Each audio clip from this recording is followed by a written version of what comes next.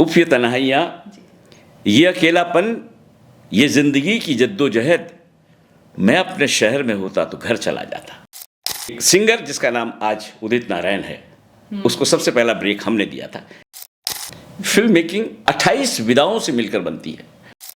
आज भी 74 साल की उम्र है, मैं काम करता रहता हूँ। मुझे पता नहीं चलता कब सोमवार आया, कब शनिवार आया।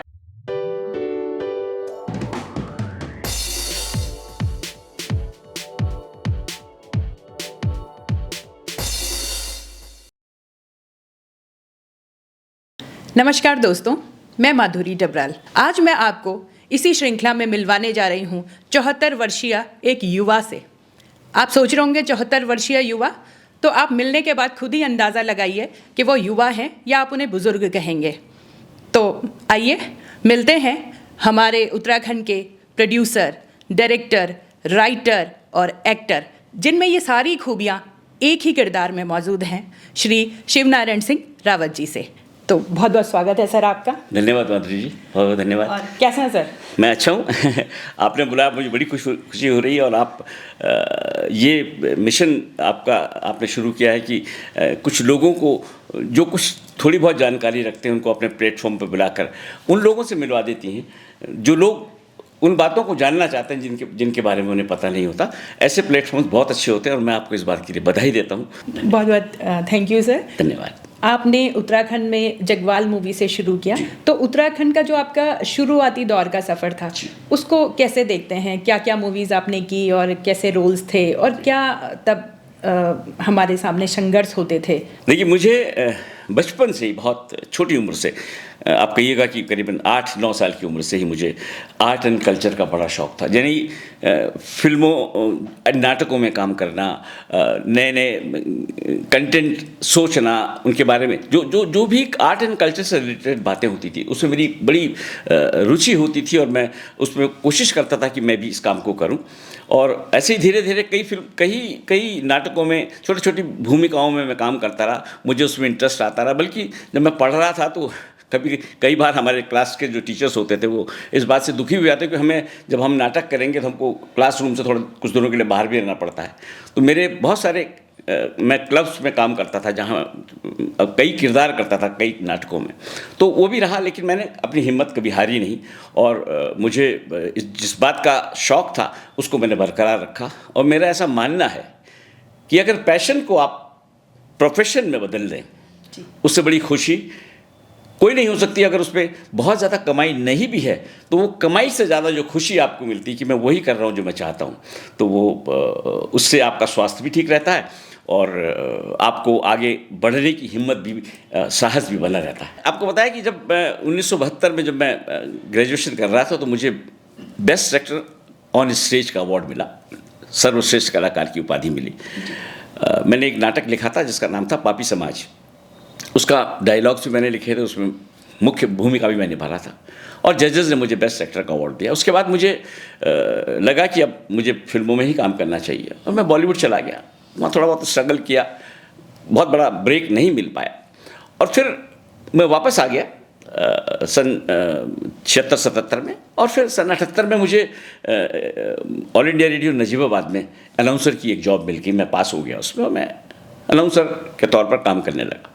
4-5 साल काम करता रहा। सन 82-83 में दिल्ली में मेरी मुलाकात पारेश्वर प्रसाद गौड़ से हुई और उनकी ये ख्वाहिश थी कि गढ़वाली में एक फिल्म बनाई जाए। तो उन्हें लगा कि मैं शायद उनकी इस बात में मदद कर सकता हूँ, तो उन्होंने मुझसे रिक्वेस्ट की कि आप मेरे साथ जुड़ेंगे तो मैं इस फिल्म को कंप्लीट कर पाऊँगा। तो चूँकि मुझे तो फिल्म में जाना ही था तो मैंने कहा हाँ बिल्कुल पारूदा, हम लोग मिलकर काम करेंगे। और हम इसकी शुरुआत की और हम लोग मुंबई पहुँच गए। अब ये लगाइए कि वो दो व्यक्ति, दो बच्चे, दो लड़के जिनको फिल्म का एफ भी नहीं पता था, उठ के हम चले गए मुंबई में। और फिर हमने तलाश किया कि हम किसको अपने साथ लें, कौन कैमरामैन, क्या होता कुछ नहीं पता था। बहुत सारी दिक्कतें आई एक टीम को जोड़कर उत्तराखंड तक लाने के लिए, पौड़ी तक लाने के लिए। उस वक्त उत्तराखंड नहीं था, उस वक्त तो यूपी था।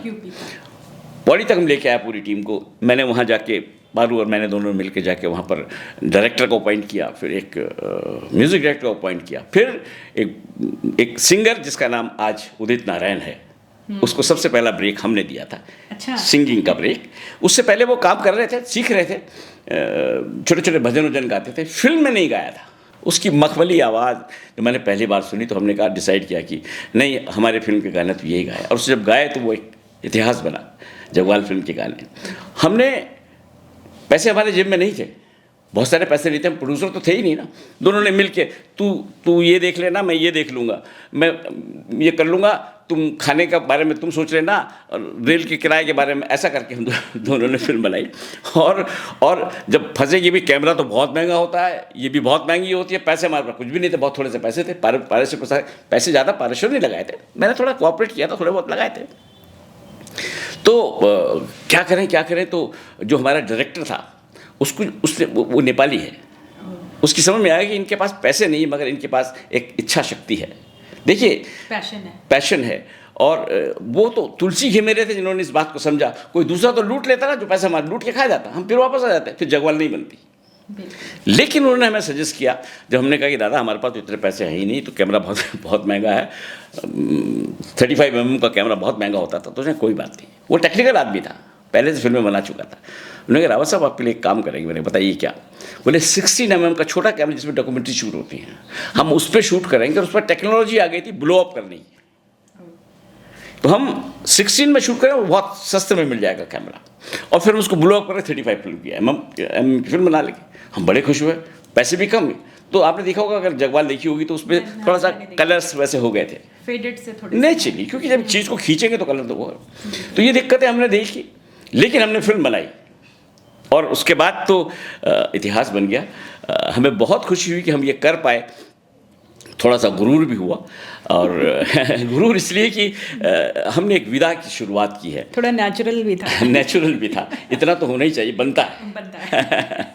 तो ये हुआ, दिक्कतें झेली। फिर उसके बाद शूटिंग कैसी हुई, क्या कोई, हमने कैसे करा के फिल्म को शूट किया, बना लिया। और फिर रिलीज़ के टाइम पे बहुत बड़ी दिक्कतें आई। वो कहानी बहुत लंबी नहीं सुना पाऊँगा, लेकिन हमने किसी तरह पिक्चर रिलीज़ हो गई। और हमने देखा, जब फिल्म जगवाल रिलीज़ हुई तो लोगों ने बसों में बैनर लगा कि जगवाल देखने चलो के बैनर लगाए, और पौड़ी से बसें आती थी, उसमें लोग झांक, मतलब भीड़ आती थी देखने के लिए। हमने जब वो फिल्म यहाँ लगाई देहरादून में, दिग्विजय सिनेमा, जो अब नहीं है। तो इस तरह से ये कहानी थी जगवाल की। और हमने किस तरह से शुरुआत की कि हम फिल्म मेकर बन गए। उसमें फिर हमने सारी अपनी जो ख्वाहिशें थी पूरी की। पारेश्वर प्रसाद भी बड़े अच्छे एक्टर थे, उन्होंने कहा भाई ये रोल तो मैं करूँगा, तो मैंने कहा एक रोल हम भी करेंगे। हमने भी रोल किया, और फिर वो फिल्म किसी तरह से बन गई, लोगों ने पसंद की। भाषा बोली हमारी जब पर्दे पर आई तो लोगों को लगा कि अरे गढ़वाली ऐसी बोली जाती है, या गढ़वाली बोलने में ऐसी लगती है। तो ये कहानी थी जगवाल की।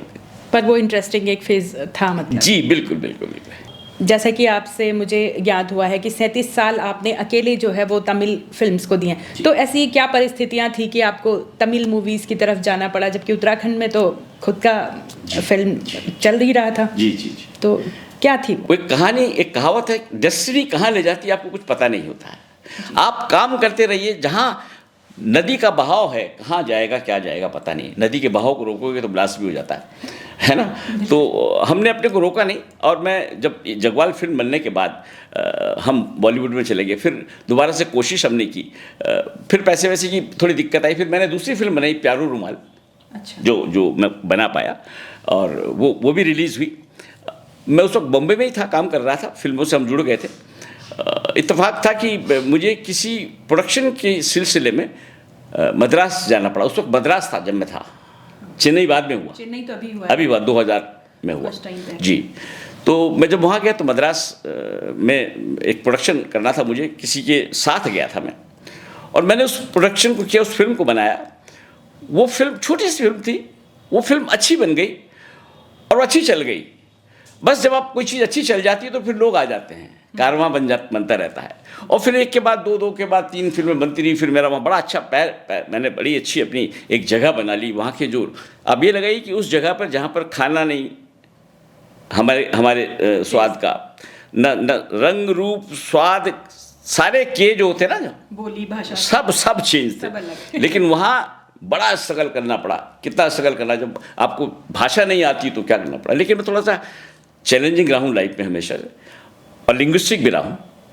मुझे पंजाबी बहुत अच्छी बोलने आती है, नेपाली बहुत अच्छी बोलने आती है, और भी मराठी, जब मैं महाराष्ट्र में था तो मराठी बोल लेता था। जब मैं वहाँ गया तो मुझे तमिल लैंग्वेज बड़ी दिक्कत हुई नहीं आने पर मैंने वो जल्दी से सीख ली। 3 साल में मैंने तमिल सीख ली, बोलने लायक। और जब मैं बोलने लगा तो वहाँ के जो टेक्नीशियन थे वो मेरे अपने हो गए।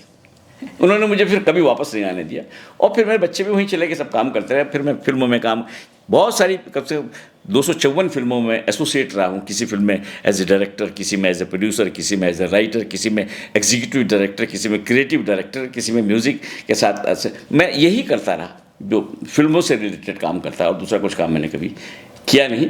और इस तरह से 37 साल कब गुजर गए मुझे नहीं पता। और मैंने वहाँ पर बहुत अच्छे काम किए, जो वहाँ के लोगों ने मुझे पसंद किया, तभी मैं वहाँ रुक पाया। ये मेरी मजबूरी थी, मुझे वापस आना था। तो फिर 2015 में मैं वापस आया, और यहाँ पर आके मैंने एक फिल्म बनाई, राजू बजरंगी, जो यहाँ के सिद्धवली धाम के ऊपर एक फिल्म है, जिसे लोगों ने काफ़ी पसंद किया। और उसके बाद फिर जब ये फिल्म रिलीज़ हो गई तो मैं वापस आ गया था। तो मैंने सोचा कि अब मैं क्या करूं, मुझे कुछ काम चाहिए, क्योंकि मुझे काम की आदत है, मैं खाली नहीं बैठ सकता। ये मेरी स्वभाव में शामिल हो गया। तो क्या फ़र्क नज़र आया आपको जब आपने राजू बजरंगी बनाई और जब आप जगवाल और प्यारू रुमाल की जो बात करते हैं, तो कितना फ़र्क आ गया था उत्तराखंड की फिल्म इंडस्ट्री में? इतने साल बाहर रहने के बाद घर की खुद लगती है ना, खुद याद आती है। तो एक रोज़ मैं मरीना बीच, वहाँ पर एक समुद्र है, वहाँ पर बैठा था, थोड़ा सा डिस्टर्ब सा था। बहुत सारी दिक्कतें होती हैं आम लाइफ में। बिल्कुल बिल्कुल। तो मैं समुद्र के किनारे जाके बैठ जाता था जब भी ऐसी कुछ प्रॉब्लम होती है। तो उस दिन मैं बैठा था समुद्र के किनारे, और मुझे कुछ लाइनें बनी। मैं शायर भी हूँ, अगर आप कहें तो। इरशाद। तो वो एक शेर बना जो मेरी मनः स्थिति थी। मैंने कहा कि उफ ये तन्हाइयाँ, ये अकेलापन, ये ज़िंदगी की जद्दोजहद। उफ ये तन्हाइयाँ, ये अकेलापन, ये ज़िंदगी की जद्दोजहद। मैं अपने शहर में होता तो घर चला जाता। वाह। तो वो यादें रहती थी। लेकिन जब मैं घर आया, मतलब वापस आया, तो मैं आपको सच बताऊं, मुझे बहुत दिक्कतों का सामना करना पड़ा। अच्छा। उसकी वजह मैं अभी भी तलाश कर रहा हूं। और आपकी बातों से जो मुझे समझ आ रहा है वो ये है कि आपके अनुभव भी बहुत अच्छे नहीं रहे वापस आने के बाद। जी जी बिल्कुल। तो जिन स्थितियों में आप गए थे वापस, फिर उन्हीं स्थितियों में आप लौटने के बाद भी आपको वही चीज़ें मिली हैं, जो मुझे लगता है। मैं जानती भी हूँ कि आपने बहुत बड़े लेवल पे यहाँ पे एफर्ट्स किए हैं युवाओं के लिए, और जो कमी आपने देखी अवेयरनेस के लिए, आपने जो SFTI अपना Shakuntalam film and television institute आपने खोला है, और मेरा सौभाग्य है कि मैंने उसे विजिट भी किया हुआ है। तो आपके उसको खोलने के पीछे क्या मोटिव था? मैं जब यहाँ आया तो चूंकि मैं काम करता हूँ, मुझे काम की आदत है, तो मैंने सोचा मैं घर पर बैठ के करूँगा क्या। फिल्म इंडस्ट्री तो ये तो बॉलीवुड में या टॉलीवुड में या मॉलीवुड में है, यहाँ तो कुछ भी नहीं है। और मैं फिल्में ही बनाता हूँ, मैं दूसरा काम कुछ कर नहीं सकता। तो बड़ा परेशान सा रहा कुछ दिनों। लेकिन फिर मैंने डिसाइड किया कि नहीं, ठीक है, जो मैंने वहाँ सब कुछ सीखा यहाँ के बच्चों को सिखाया जाता है। बल्कि उस वक्त से जो मुख्यमंत्री थे त्रिवेंद्र सिंह रावत जी, जब उनसे मैं पहली बार मिला इस प्रोजेक्ट को लेकर, तो बड़े खुशी हुए और बड़े सरप्राइज भी हुए कि मद्रास में पूरा सेटअप आपका है और सब इस्टेब्लिश है, उसके बाद आप वापस आ रहे हैं और फिर इंस्टीट्यूट खोल रहे हैं। उसके लिए पैसे कौन लगेगा? मैं लगाऊंगा पैसे, हमसे कुछ नहीं चाहिए, मैंने आपसे कुछ नहीं चाहिए, क्योंकि मुझे पता है कि जब मैं आपसे कुछ मांगूंगा तो फिल्म नहीं बनेगी, वो इंस्टीट्यूट बनेगा ही नहीं। तो बड़े सरप्राइज हुए, कहने लगे अच्छा मुझे मकसद बताओ क्या है। तो मैंने उनको जो मकसद बताया, उनको दिल को छू गई इस बात को। उन्होंने मीडिया पर कहा भी, बार बार कई मीटिंग्स में उन्होंने कहा। मैंने कहा सर, उस वक्त मेरी उम्र 70 साल की थी। मैंने सर मैं 70 साल का हूँ और मैं 200 साल लिखवा के नहीं लाया हूँ, कभी भी जा सकता है। लेकिन मैंने जो 70 साल में सीखा है, संजोया है, मैं उस सब को उत्तराखंड के बच्चों को देना चाहता हूँ। तो बहुत खुश हुए और पूरा मीडिया को बुलाया था, पूरा अखबार में छपा था, सब ठीक। उसके बाद फिर मैं तैयारी में लग गया। फिर मैंने इंस्टीट्यूट बनाया, बम्बई से पूरा ट्रक भर के आया, पूरा था यहाँ पर उसको मैंने बनाया और उस पर करीबन 1 करोड़ के करीब इर्द गिर्द खर्चा हुआ और बिल्कुल लेविश अच्छा, क्योंकि मेरा मकसद था कि मैं बच्चों को वो दिखाऊं जो मैं देख के आया हूँ। अब वो मद्रास तो देखने जाएंगे नहीं उस स्टूडियो को, वो स्टूडियो ऐसा ही होना चाहिए कि हम मद्रास में बॉम्बे में काम कर लें। बल्कि जब उसको मैंने यूनिवर्सिटी के लिए एफिलिएशन के लिए अप्लाई किया, आप बिलीव नहीं करेंगे, वहाँ के जो रिप्रेजेंटेटिव्स आए थे वो चौंक गए, देखिए कोटद्वार में इस तरह से आपने बना लिया। ये तो बहुत अच्छी बात है। तो मैंने कहा सर मैं एक्यूरेसी पर काम करता हूँ और ये एक्यूरेट होना चाहिए। मैं कुछ भी एक कमरे में सिखाने लगूँ, 2 प्रोजेक्टर लगा के, उससे फील नहीं आएगा। तो बड़े खुश हुआ। उन्होंने मुझे उसी वक्त, पूरी टीम आई थी 40 लोगों की एफिलिएशन के लिए, without any fail, without any delay उन्होंने मुझे सैंक्शन कर दिया। और 30 बच्चों के बैच भी कर दिए, 5 सब्जेक्ट थे, सैंक्शन कर दिए कि आप स्टार्ट कीजिए। मैंने जब वो हो गया सब, तो मुझे लगा कि मैंने अच्छा काम कर लिया और अब तो लोग बच्चे आ ही जाएंगे, क्योंकि मैं तो इतनी मेहनत करी। और फिल्मों को कौन नहीं जानता, मुझे तो है ही है बिल्कुल। और कोई भी एक्टिंग या जाना चाहता है फिल्मों में, राजेश खन्ना या धर्मेंद्र जी की बात करता है, तो जब मैं यही खोल लूँगा, यही धर्मेंद्र राजेश खन्ना बनाने की कोशिश करूँगा, क्यों नहीं बनेंगे लोग। लेकिन मुझे पता नहीं था, बात कुछ और थी। मैं बड़ा हर्ट हुआ। आप बिलीव नहीं कहेंगे माधुरी जी, मेरे पे जो भी कमाई करके मैं लाया था सब लगा दी। मैंने 6 लाख रुपए लगा के 46 होर्डिंग्स 30 बाई 40 के पूरे उत्तराखंड में लगाए, बड़े बड़े होर्डिंग्स कि ये खुल गया है, अब आप आइए एडमिशन लीजिए। और फीस सिर्फ 1.5 लाख रुपए रखी।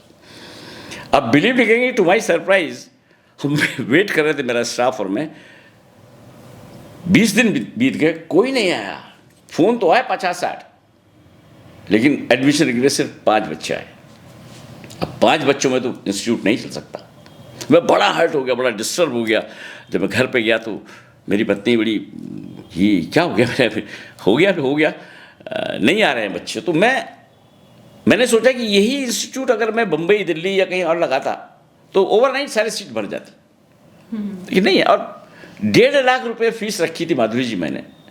मैं वही सिखा रहा था जो 15 लाख रुपए सुभाष घई विस्लिंग वुड बॉम्बे में लेते हैं। वही क्राफ्ट मैं सिर्फ 1.5 लाख में सिखाया। मुझे पैसे कमाने का वो नहीं था, पैशन नहीं था। मुझे बच्चों को कुछ देना था जो मैं सीख के आया था। मेरे अंदर वो उत्सुकता थी, पैसे कमाने की उत्सुकता नहीं थी। खैर, अब बड़ी परेशानी, तो मैंने चलिए ऐसे स्टार्ट करते हैं।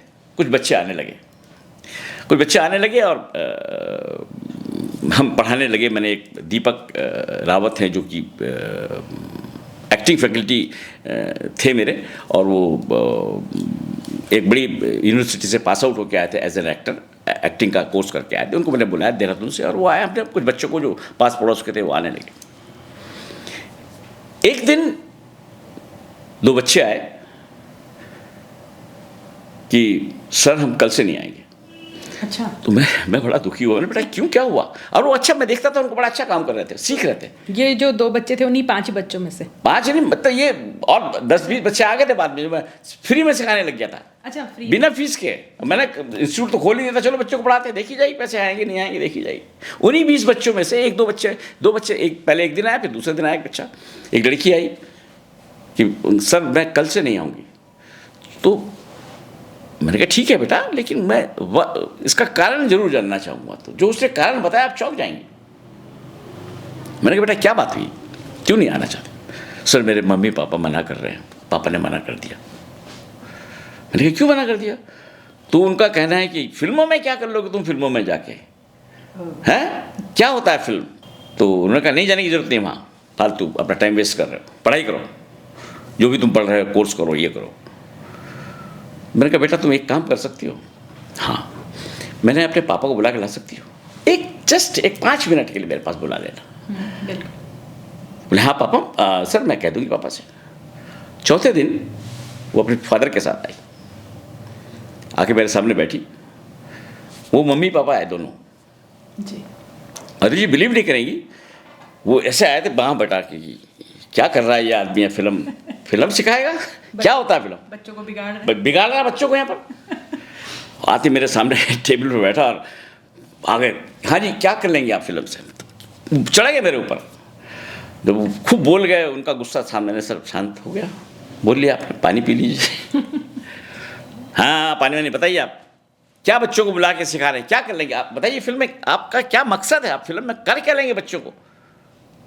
हमारे बच्चे IAS बनेंगे, PCS बनेंगे, कैप्टन बनेंगे, ये बनेंगे, इंजीनियर बनेंगे, फलाना बनेंगे। वहाँ एक वो होती है, इज्जत है, ये है वो है, और आप केस में क्या कर लेंगे आप? तो मैंने कहा कि आप बोल लिए? बोले हाँ। मैंने कहा थोड़ा सा मुझे टाइम देंगे, बोलूँ? हाँ बोलिए। गुस्से में थे बोले जो।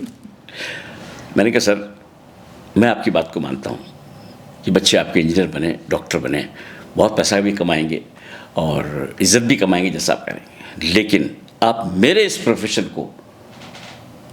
प्रोफेशन पर आप उंगली नहीं उठा सकते। क्यों नहीं उठा सकते हैं? मैंने कहा सुनिए, आपकी बेटी को आप इंजीनियर या डॉक्टर बनाएंगे, कितने पैसे खर्च होंगे उसमें? अगर एक इंजीनियर बनाएंगे तो कम से कम 5 से 10 लाख रुपए, और अगर डॉक्टर बनाएंगे तो 1 करोड़ रुपए।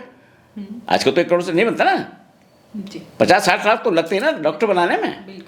हाँ लगते तो क्या हुआ, उसके बाद पैसे भी तो कमाएंगे। मैंने कहा आपकी इस बच्ची को एक डॉक्टर बनने के बाद जिसमें आपने 60 लाख रुपए लगाए, मैं कुछ नहीं ले रहा हूँ आपसे फीस, हाँ मैं तो कुछ भी नहीं ले रहा हूँ, आपने 60 लाख रुपए लगा के एक को डॉक्टर बनाया, उसने अपना पेशा शुरू किया, डॉक्टरी, एक दुकान खोली, वट नौकरी में चली गई तो दूसरी बात है, गवर्नमेंट नौकरी चली दूसरी बात है, लेकिन अगर उसने प्रोफेशनली पैसे अपना क्लिनिक अपना डाला बना करा तो उसमें भी पैसे लगे, फिर उसने शुरुआत की। आपकी बेटी को ये कहलवाने के लिए कि वो लड़की या वो फला नाम जो भी आपकी बेटी का होगा वो बहुत अच्छी डॉक्टर है, 20 से 25 साल लगेंगे। बिल्कुल। शुरू में ही तो आपकी बेटी बहुत पॉपुलर नहीं हो जाएगी ना।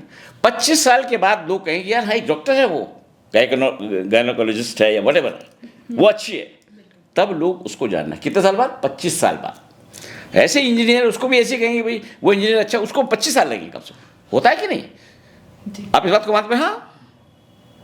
लेकिन मैंने कहा अगर मेरी फिल्म में आपकी बच्ची मेरा प्रोफेसर ये सीख रही है, अगर ये जो मैं सिखा रहा हूँ उसको, मैं या कोई भी आपकी बच्ची ने एज एन एक्टर काम सीखा, कल को एक फिल्म में वो लॉन्च हो जाती है, वो फिल्म हिट हो जाती है, वो पूरी फिल्म का जो क्रू है, वो फिल्म बहुत बढ़िया अगर चली गई, पब्लिक ने उसको बहुत पसंद कर लिया, तो आपकी बेटी के लिए दूसरे दिन से प्रोड्यूसर्स की लाइन लग जाएगी, लीजिए 20 लाख रुपए लीजिए, हमारी फिल्म में काम कर लीजिए। ऑटोग्राफ फोटोग्राफ दूसरे दिन से शुरू हो जाएंगे। ये पावर है आपके उस पर, जो मैं उसको बुरा नहीं कह रहा हूँ कि डॉक्टर बनना है, इंजीनियर बनना बुरा है, लेकिन इस ऐसे प्रोफेशन की पावर है। और यही नहीं, सिर्फ पावर ही नहीं, ग्लैमर ही नहीं, अच्छे अच्छे रोल करेगी, अच्छे अच्छे समाज को मैसेज देगी, अपने उस परफॉर्मिंग आर्ट से समाज में सुधार लाएगी। क्या बुरा है ये? आप बिलीव नहीं करें माधुरी जी, वो पिन ड्रॉप साइलेंस से फिर उन्होंने उसके बाद पानी पिया। उनको लगा कि मैं सही कह रहा हूं। ये दिक्कतें झेलनी पड़ी। फिर जब नहीं हुआ, बच्चे नहीं आए, लेकिन मैं हार नहीं मानता, मेरी आदत में शामिल है। मैंने नेशनल स्किल डेवलपमेंट कॉरपोरेशन से कांटेक्ट किया, मैंने उत्तराखंड स्किल डेवलपमेंट मिशन के डिपार्टमेंट से बात की। मैंने उनसे कहा कि मेरे जो क्राफ्ट है, प्रोफेशन के जो हैं, ये सारे के सारे कौशल में ही आते हैं। अगर आपके अंदर कौशल नहीं है तो आप अच्छी एक्टिंग नहीं कर सकते, आपके अंदर कौशल नहीं तो अच्छा गा नहीं सकते, आपके अंदर कौशल नहीं है तो आप अच्छा डायरेक्शन नहीं कर सकते, आपके अंदर कौशल नहीं तो कुछ नहीं कर सकते। मेरे 28 क्राफ्ट हैं जिनको मिलाकर एक फिल्म बनती है, सारे कौशल ही तो है। तो आप उसको कौशल विकास में क्यों नहीं लाते हैं? तो उनके भी कान खड़े हो गए कि ये बात किसी ने पहली बार उठाई, किसी ने कोशिश नहीं करी। उन्होंने फौरन पास कर दिया, मैंने उसके लिए फॉर्मेलिटीज ही करे, पास हो गया, मुझे कोटा मिल गया, बच्चों का कोटा मिल गया। उसमें यह था कि हमारे इंस्टीट्यूट को, जो हम पढ़ा रहे हैं, हमारे संस्था को कुछ पैसे मिलेंगे, वो भी कितने आप हंसेंगे जानकर, 42 रुपये पर डे पर आवर पर head, 42 rupees per day per hour पर हेड। क्या मिलेगा? हमने कहा कोई बात नहीं, मुझे मिलने से कोई लेना देना नहीं था, मुझे तो बच्चों को पढ़ा था, फ्री एजुकेशन। फिर बच्चे आए, 240 के 500 बच्चे निकल के पास आउट भी हो गए। मैंने यही प्रोडक्शन हाउसेस को बुलाया, उन्होंने यही काम किया और वो यहीं पर उन्होंने पैसे भी कमाए, अभी वो बच्चे काम करते हैं। हिम्मत नहीं हारने से कुछ तो हो ही जाता है। और मैं अभी भी एक फिल्म की तैयारी भी चल रही है जिसमें अपने बच्चों को मैं काम भी दूंगा।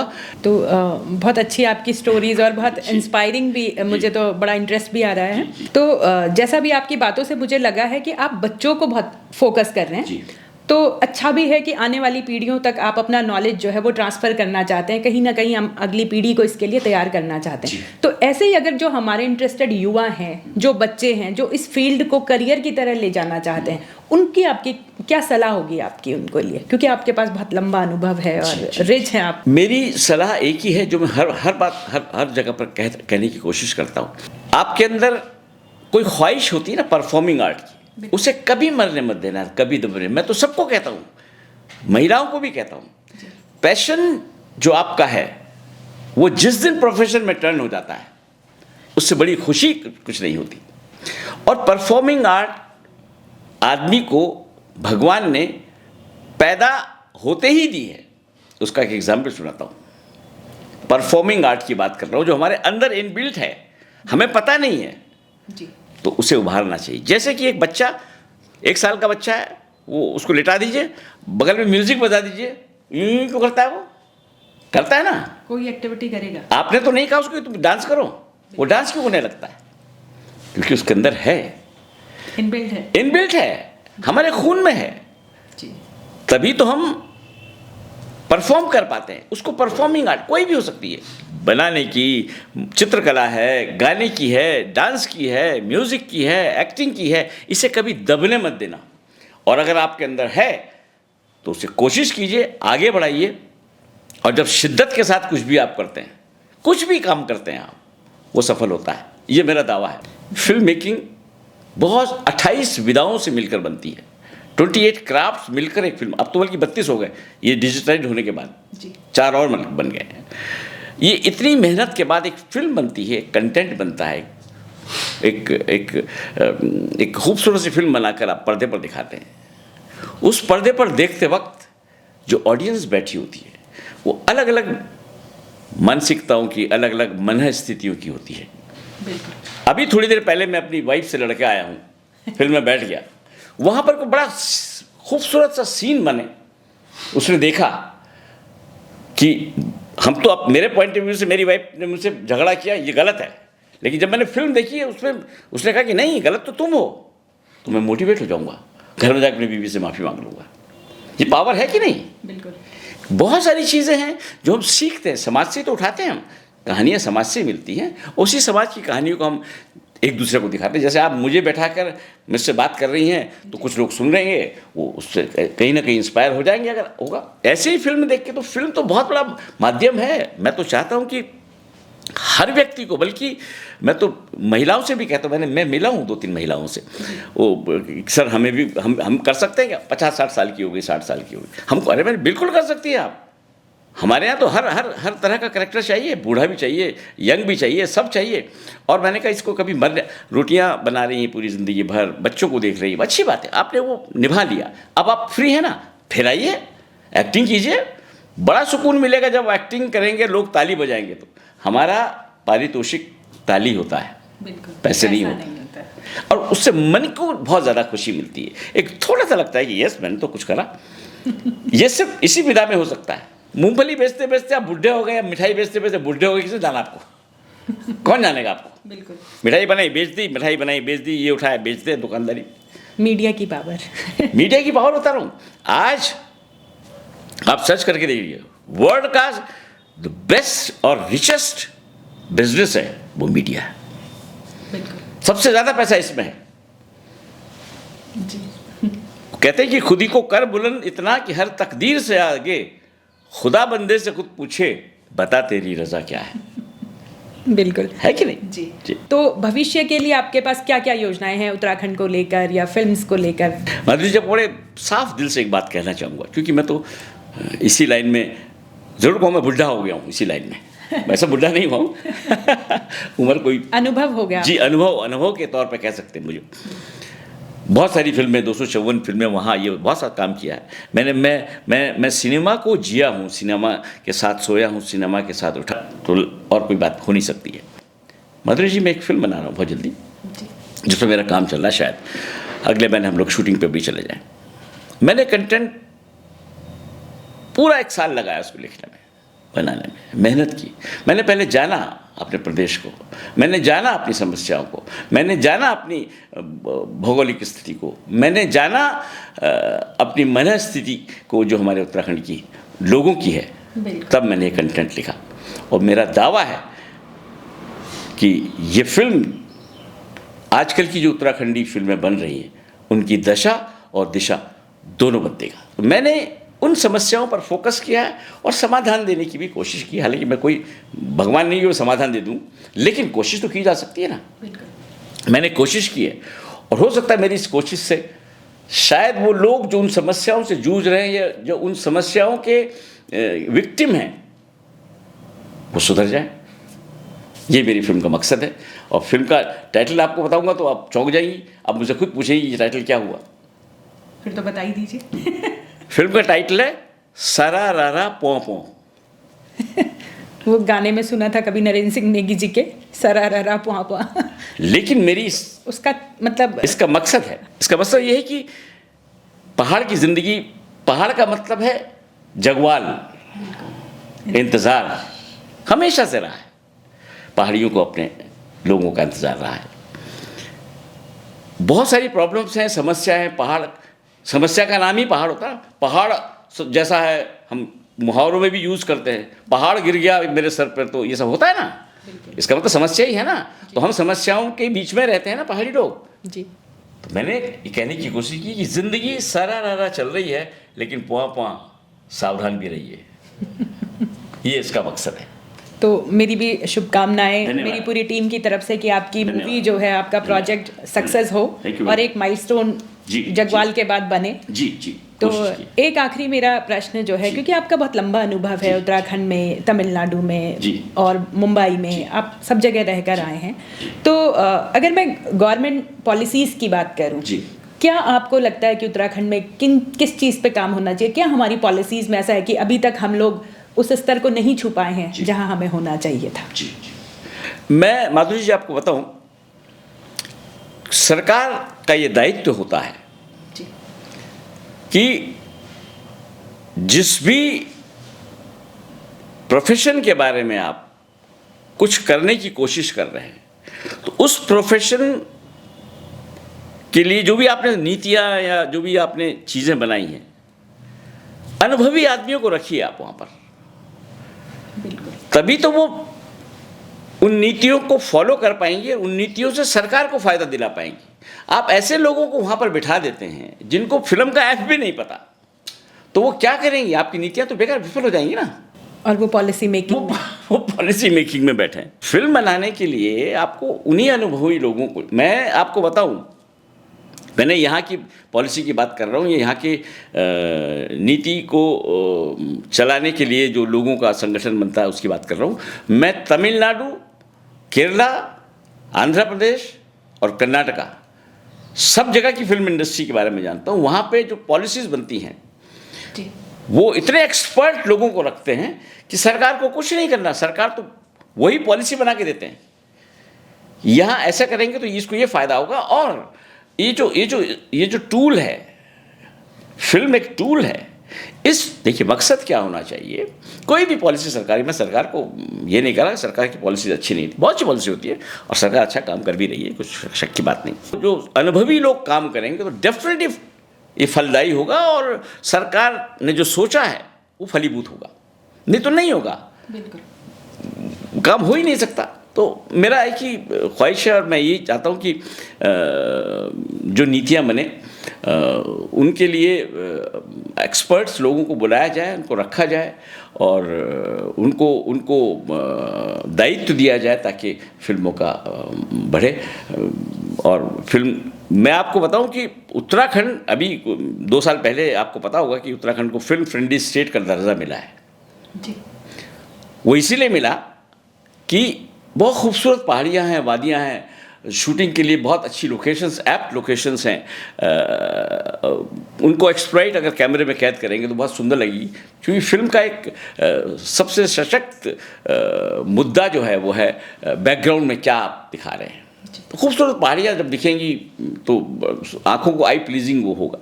तो इसलिए इसको फिल्म फ्रेंडली स्टेट का दर्जा मिला था, लेकिन उस पर ज़्यादा काम कैश नहीं कर पाए। नहीं कर पाए।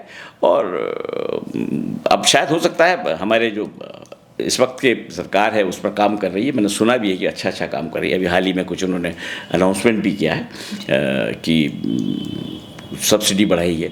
पर मेरा एक ही कहना है उनसे कि सब्सिडी बढ़ाने से कुछ नहीं होगा। जो लोग सब्सिडी मांगने आते हैं उनकी काबिलियत क्या है, आप उनसे पूछिए पहले, उन्होंने क्या दिया है समाज को। अनुदान तो लेना बहुत इजीली है और फ्री में मिल जाता है, तो कोई बड़ी बात नहीं है।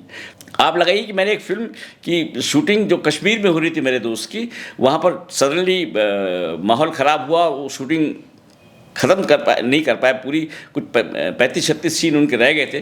तो उन्होंने मुझे, मेरा दोस्त था डायरेक्टर, उसने कहा कि रावत साहब मैं क्या ये सीन जो यहाँ पर मैंने शूट किए हैं उनकी कंटिन्यूटी के सीन वहाँ मिल जाए। मैंने आप मेरे साथ आओ, मैंने सारे सीन मैच कर दिए उनको। आप बता नहीं पाएंगे ये कश्मीर में शूट हुआ या ये उत्तराखंड में शूट हुआ। तो ये खूबी है हमारे उत्तराखंड की। और जब वो आया मैंने उनको बताया, उन्होंने कहा ये सीन मेरा आधा यहाँ रह गया था। उसमें एक सीन था कि वो टेररिस्ट हैं, वो पाकिस्तान से इंडिया में एंटर कर रहे हैं, सतलज नदी की तरफ से ऐसा आ रहे हैं। तो मैंने कहा अच्छा ठीक है। मैंने यहाँ उनको थोड़ी दूर पर 2 घंटा से थोड़ा ऊपर जाकर लेके गया, बिल्कुल वो पहाड़ उसके नीचे से ऐसा करके आ रही है नदी, टेररिस्ट उधर से आए, एंट्री आ गई। तो उन्होंने तो पता भी नहीं चला कहाँ से है, ये उत्तराखंड क्या है। तो इतना खूबसूरत है, आप कर सकते हैं काम हम। और मैं आपको एक चीज़ और बताऊँगा, सरकार को भी बताना चाहूँगा कि अगर आप इस प्रोफेशन पर फोकस करें तो बहुत पैसा हमारे उत्तराखंड के लोग कमा पाएंगे। रेवेन्यू जनरेशन का दी बेस्ट है ये, क्योंकि आप पहाड़ पे कोई पॉल्यूशन वाली फैक्ट्री नहीं लगा सकते, कोई ऐसी चीज़ नहीं लगा सकते जैसे पहाड़ टूट जाए, कुछ हो जाए। बहुत सारी इस खूबसूरती को कैमरे में कैद करो और पैसे कमाओ ना यार, किसने मना किया। उसके लिए थोड़ा सा अलर्ट हो जाइए, अच्छे से लोगों, जेन्युइन लोगों को लाइए, काम करिए। रेवेन्यू जनरेशन इतना आप ये लगाइए कि स्विट्जरलैंड की जो इकोनॉमी है 2 ही चीज़ पर बेस करती, मालूम है क्या क्या? एक ब्लैक मनी, एक तो ब्लैक मनी और एक मूवीज के शूटिंग। पूरी कंट्री की इकोनॉमी चलती है उससे, आप लगाइए। बिल्कुल। और हर किसी का सपना भी होता है कि स्विट्जरलैंड जाना है तो क्यों ना उत्तराखंड जाए। बिल्कुल। और उत्तराखंड में पूरी कैपेबिलिटीज़ हैं, पूरी फुल कैपेबिलिटीज़ है। पूरी फिल्म मेरी जो ये फिल्म है, एक फ्रेम भी मैं बाहर शूट नहीं करूंगा, और आप देखिएगा कि फिल्म कैसी बनी है। मेरा मानना है कि उत्तराखंडी फिल्मों की दशा और दिशा दोनों बदलेगा, और लोगों को लगेगा कि फिल्में ऐसे भी बन सकती हैं। बहुत डिफरेंट कंटेंट है, एक ही फिल्म के अंदर 4 कहानियाँ हैं, यानी 4 मुद्दे हैं।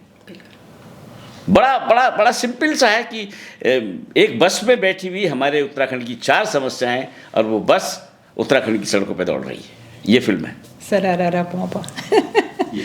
तो बहुत अच्छा लगा आपसे बात करके। और उत्तराखंड का जो ये वाली विधा है फिल्म और फिल्म मेकिंग से रिलेटेड, आपके अनुभवों का हमारे लोगों को ज़रूर फ़ायदा मिले, ये मैं चाहूँगी। और मैं लोगों से गुजारिश भी करूँगी कि वो आकर आपसे मिलें। अगर कोई इसको अपना पैशन को, इसको प्रोफेशन बनाना चाहे, तो युवाओं को तो मैं बेसिकली आह्वान करूँगी कि आप लोग शिव नारायण जी के इंस्टीट्यूट में जाएँ, उसे ज्वाइन करें। और स्किल डेवलपमेंट के अंदर आपने उसको ला ही गए हैं, तो इससे अच्छी और क्या बात हो सकती है। तो आपका हमें समय देने के लिए बहुत बहुत धन्यवाद। Thank you very much. तो आप थे शिव नारायण सिंह रावत जी, और आपने इनके अनुभवों के आधार पर अब आप जान ही चुके होंगे कि मैंने शुरू में इनको 74 साल का युवा क्यों कहा था। तो ऐसे ही लोगों से और ऐसे ही पर्सनालिटीज़ से जुड़े रहने के लिए आप सभी लोगों का बहुत बहुत धन्यवाद।